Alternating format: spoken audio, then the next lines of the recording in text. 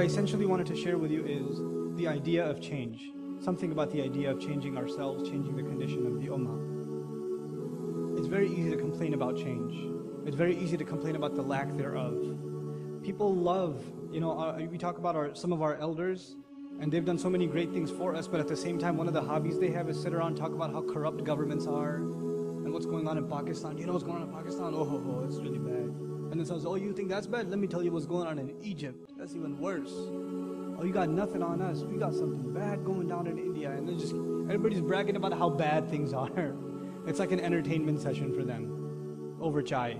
They're going to talk about all the problems of the world and nothing will change. And then you go back and do the same thing again. And you know what? They're not the only ones. Youth do it.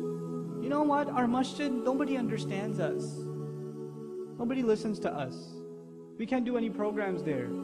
Our imam doesn't understand. Our board doesn't understand. Our scholars don't understand. Everybody's complaining constantly. We're all just complaining. We become really, really good at it. And our pastime has become just to complain. There are entire khutbahs dedicated to what all the problems are and how bad things are. And we just get stuck in this rut of constantly looking at the world around us as a gloomy place. I used to think like that only because I lived in New York, and it's normal for people in New York to be depressed. But as I started traveling, I started seeing so many amazing things happening across the country, and so many creative efforts, and so much new stuff coming from Muslims, like I just never expected, that it just makes me hopeful. Altogether, it just makes me hopeful. And it makes me personally say change is coming. You know, one of the most common things I've heard at the end of a khutbah, at the end of a talk from people? Brother, we try so much to remind people and give talks and khutbahs, that's all well and good. Nothing is changing. Nothing ever changes. You know how many times I've heard that? Like, why are you so depressed? Don't be depressed. First of all, change is not in our hands. It's in Allah's hands. إِنَّ اللَّهَ لَا يُغَيِّرُ مَا بِقَوْمٍ حَتَّى يُغَيِّرُ مَا بِأَنفُسِهِمْ. In that ayah, even the famous ayah, no doubt it is Allah, He does not change the condition of whatever is afflicting a nation until they change what is within them, what is afflicting them on the inside, what's affecting them inside of themselves. Even in that ayah, Allah attributed change itself to Himself. Allah didn't say people will change things, Allah said He will change things for them. They just have to make a change inside of themselves. So that's really what I want to focus on. How is it that we can bring a change inside of ourselves? You know, the real battle all of us has is against our own self. Your worst enemy is like your best friend, it's yourself. No one else. No one knows you better than yourself.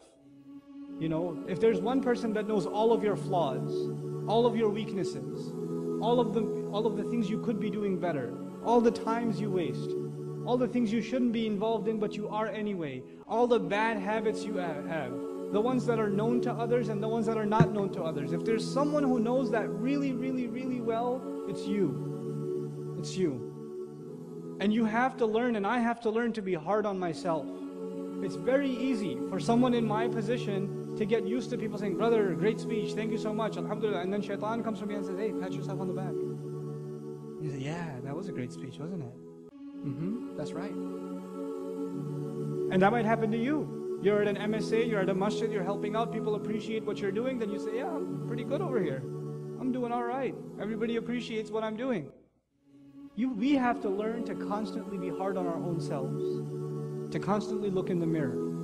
You know, psychologically speaking, people present a picture of themselves to the outside world. People, especially it's problematic for public speakers because, most of the time, most of you see me and people like me on a stage. We're giving a talk about Islam, but I don't always do that. I switch it off when I'm off of here. I play with my kids. I don't give them khutbah. You see what I'm saying? But then people see you, because they've always seen you in a certain light, they see that's all this person is going to be. Right? On some people, it puts a pressure on them to act a certain way in front of others. To look a certain way, act a certain way. And that might be you. You're so used to impressing people with how, whatever, religious you are, knowledgeable you are, committed you are, etc., etc. And you're constantly putting up this face that you start convincing yourself that's who you really are. We have to be able to be honest to ourselves if we're going to talk about change. One has to be able to stop complaining about the world and start complaining about themselves. What is wrong? What am I doing wrong? What are my shortcomings? What are the things that I look at myself and I say, what if there were 4 or 5 things I could change about myself? If I could just do 4 or 5 things differently, what would they be? What would those things be that I wish I changed? What are some things I wanted to accomplish last year and I never got to? I really wanted to though. I wanted to memorize like 2 more surahs. I wanted to study something. I want to finish reading that book. I never got around to it. But I really wanted to do it. What is keeping us from making those changes? That's the real bit of advice that at least I'll share with you what I do for myself. It works sometimes, it doesn't work other times. But I'm hoping inshallah you'll be better at it than I am, and we're all going to be making changes for the better in our own lives. What I do for myself is basically ask myself a very simple question. I have 2 kinds of days. I have days where I'm home and days that I'm traveling. I've divided my life into 2 kinds of days. Days when I'm traveling and days when I'm home.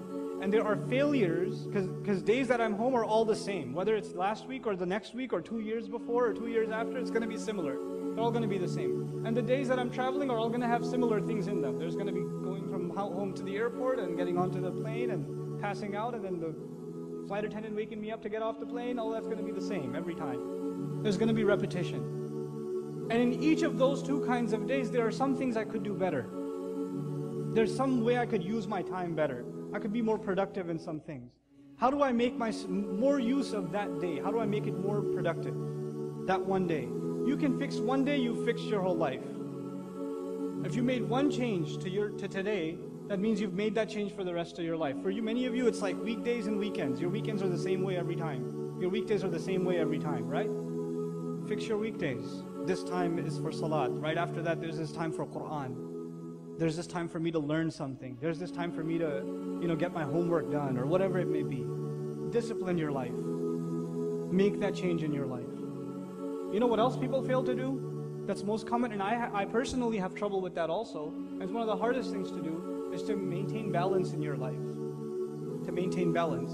Because we're pulled in many different directions. Our parents want our time. Our husbands and wives want their time. Our children want their time. Our career wants its time. Our friends want their time. Our masjid wants its time. Ourselves, we want to just be left alone. We need some time to ourselves. We have all these different poles, right? And it's really important that we maintain a balance between all of these different poles. And a lot of times, we fail to do it. And when we do, we end up wronging one thing or another. This is the biggest change you can bring in your life to create balance. There are people who give their wife a lot of time and their parents no time at all. There are people who give their parents a lot of time and they spend no time with their wife. There are people who are so bent upon fixing their career, they are almost not even existent in the lives of their children.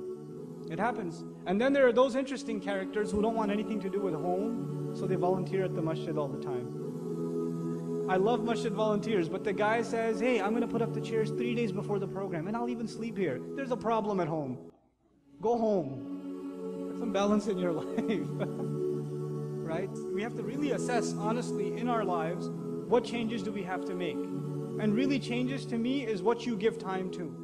I mean, the real asset all of us have is time. That's really all we have. And if we're utilizing it properly, our lives have moved towards the better. And if we're not, our lives are moving towards the worse. Allah tells us the sun and the moon, they follow an order. All of the acts of worship that we do in Islam somehow fall upon the sun and the moon. The prayers dependent on the positions of the sun. Eid and Ramadan and Hajj on the moon. And Allah tells us the sun and the moon follow a precise order. Our worship follows a precise order. What we're learning from that is your entire life should follow a precise order. Otherwise you'll keep thinking, I should get that done, and you'll never get it done because it never made time for it. We're just the people, once we start playing a video game, we lose all track of time. But once you hit the PS3 or Xbox controller and you start sniping people off the rooftops, right? That's it. Regimes could change. The world could change. The stock market could crash. You wouldn't know, you're in your room going, that's who you are. We have to show respect to time. That's the real change we bring in our lives. Stop complaining about stuff. All of that will happen when you personally bring a positive change in your life.